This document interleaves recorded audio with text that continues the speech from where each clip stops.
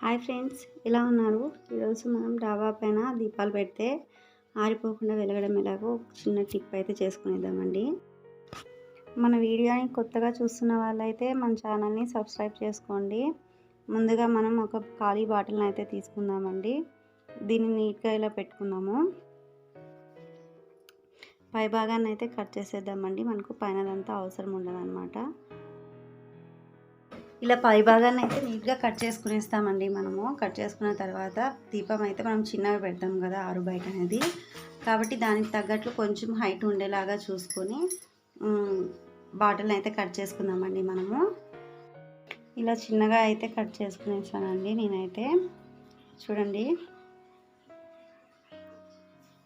ఇలా చక్కగా ఉంది కదండి రౌండ్గా. దీని ద్వారా మనకు పైన ఏంటంటే ఓపెన్ ఉండడం వల్ల గాలి అనేది బాగా ఉంటుంది దీపం వెలగడానికి కూడా.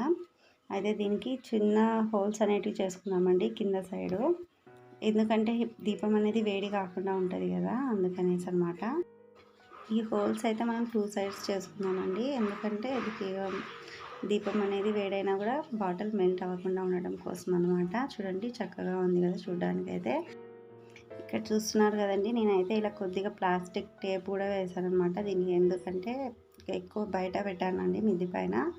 టెర్రస్ పైన పెట్టినప్పుడు ఏమవుతుందిరా అంటే అది గాలికి పొడిపోకుండా ఉండడం కోసం అనేసి కొద్దిగా టేప్ అన్నది వేసానమాట. చూడండి, నేనైతే ఇలానే పెట్టాను. దీపాలన్నీ కూడా ఇక్కడ చక్కగా వెలుగుతున్నాయండి అన్నీ కూడా. దీపాలు ఆరిపోతాయేమో అన్న టెన్షన్ అయితే లేదండి, చక్కగా ఉంటుంది అనమాట ఎంత గాలి వచ్చినా సరే మనకి. నేనైతే ఇలా చేశానండి. మీరు కూడా ఇలానే చేసుకుంటే కనుక కామెంట్ సెక్షన్లో మనకైతే కామెంట్ చేయడం మర్చిపోకండి.